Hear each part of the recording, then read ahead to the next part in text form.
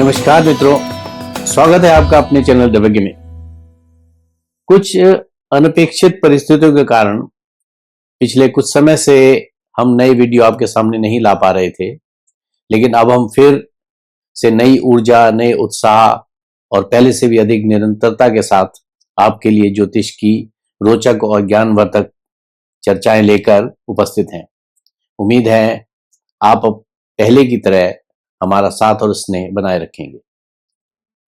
तो आइए शुरू करते हैं पुनः अपनी ज्योतिष की यात्रा, नए संदर्भ में, नए रूप में। और उसमें आज का एक रोचक विषय है नवरात्र, और इसकी टैगलाइन है नवरात्र व्यक्ति में शक्ति का उदय। संस्कृत व्याकरण के अनुसार नवरात्रि कहना त्रुटिपूर्ण है। नवरात्र शब्द ही शुद्ध है। नवरात्र क्या है? धरती द्वारा सूर्य की परिक्रमा के दौरान एक वर्ष में 4 संधियां होती हैं। उनमें मार्च और सितंबर के लगभग पड़ने वाली गोल संधियों में वर्ष के 2 मुख्य नवरात्र पड़ते हैं। इस समय को आयुर्वेद में यमराज का जबड़ा बताया गया है, अर्थात इन दिनों रोगाणुओं के आक्रमण की सर्वाधिक संभावना होती है। ऋतु संधियों में ही अक्सर रोग बढ़ते हैं। अतः इस दौरान स्वस्थ रहने, 9 द्वारों वाले इस शरीर रूपी दुर्ग को शुद्ध रखने और इसे सुदृढ़ करने की प्रक्रिया का नाम ही नवरात्र है। अब सवाल उठता है कि 9 रात या 9 दिन? अमावस्या की रात से अष्टमी तक अथवा पड़वा से नवमी की दोपहर तक व्रत नियम चलने से 9 रात अर्थात नवरात्र नामक सार्थक होता है। यहां रातें गिनी जाती हैं, इसलिए नवरात्र अर्थात 9 रातों का समूह कहा जाता है। ये 9 ही क्यों होते हैं? हमारे शरीर में 9 मुख्य द्वारों वाला इस पंचभूत शरीर को कहा गया है। इसके भीतर निवास करने वाली जीवनी शक्ति का नाम ही दुर्गा देवी है। शरीर तंत्र को पूरे वर्ष के लिए अच्छी तरह क्रियाशील बनाए रखने के लिए 9 द्वारों की शुद्धि का यह पर्व 9 दिन तक मनाया जाता है। इसलिए 9 दिन 9 दुर्गाओं के लिए कहे गए। फिर प्रश्न उठता है, व्रत क्यों रखें? शरीर को सुचारू रूप से चलाने के लिए सफाई या शुद्धि हम प्रतिदिन करते ही हैं, लेकिन कभी कभी इसके अंग प्रत्यंगों की पूरी सिरिश करना भी आवश्यक होता है। इसके लिए प्रत्येक छमाही पर व्रत रखकर भीतरी सफाई का अभियान चलाया जाता है। साफ सुथरे मन मंदिर में ही तो परमात्मा की शक्ति का स्थायी निवास हो सकता है। नव दुर्गा क्या है? ये एक और प्रश्न हमारे सामने आता है।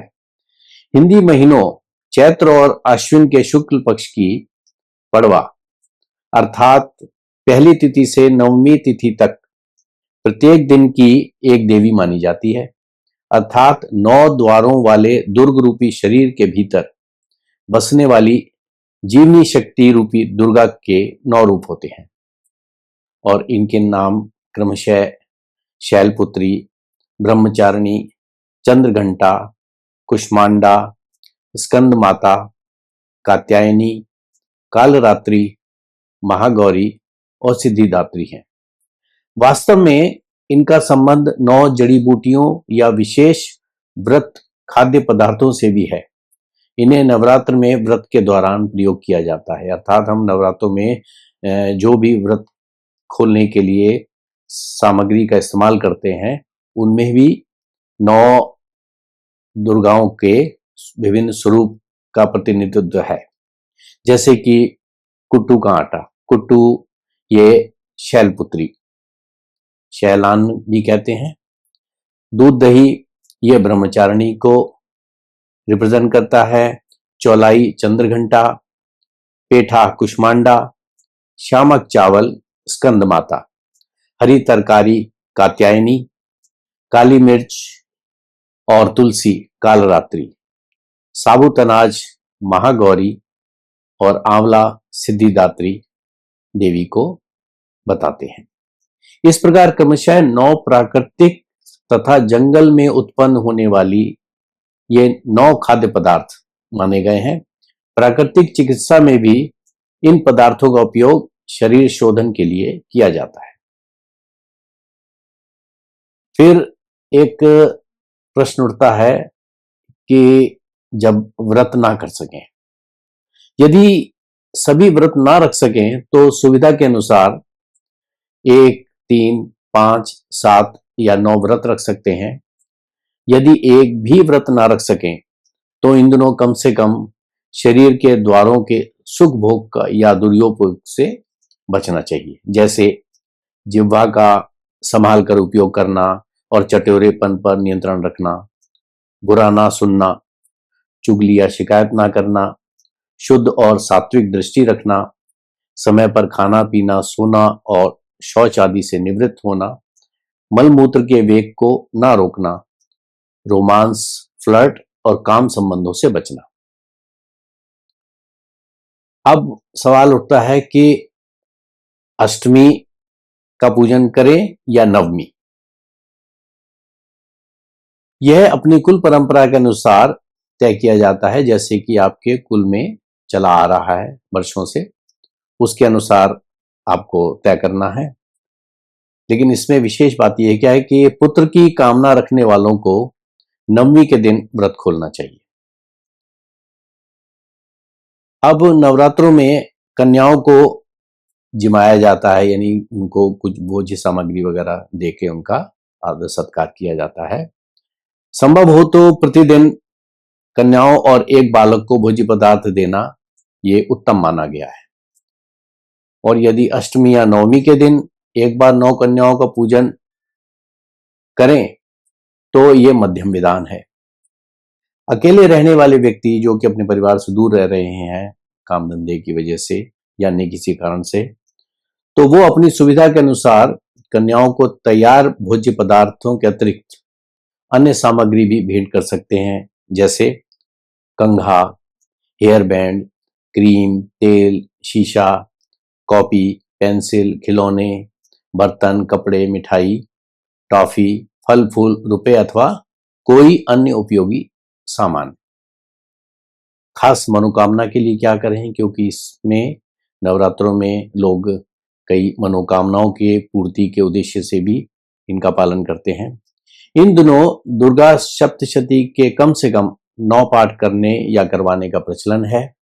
जब ऐसा करना संभव ना हो तो उपयुक्त सरल अनुशासनात्मक बातों का पालन करते हुए घर में जौ या खेतरी बोकर दीपक जलाएं और पास में जल का एक लोटा रखकर इनमें से किसी एक मंत्र का प्रतिदिन 10, 28 या 108 बार अपनी सुविधा के अनुसार जप करें।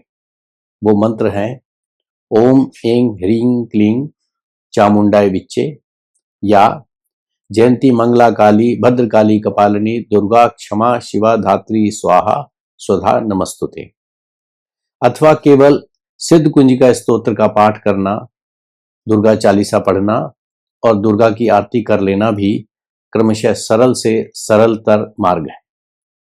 सुबह शाम या रात जैसा भी समय हो, एक समय निश्चित कर लें और उस समय के नियम का अवश्य पालन करें। जप के बाद जल को किसी पौधे में डाल दें या सूर्य को अर्पित कर दें। तो मित्रों, आज की इस नवरात्र के ऊपर जो हमने विशेष चर्चा की है, इसके अनुसार अगर हम आगामी नवरात्रों में इसके अनुसार अगर हम अपने व्रत नियम का पालन करेंगे तो निश्चय ही हमें माँ दुर्गा का आशीर्वाद प्राप्त होगा, ऐसा मेरा दृढ़ विश्वास है। मिलते हैं अगले नए वीडियो में एक नए रोचक विषय के साथ। तब तक के लिए नमस्कार।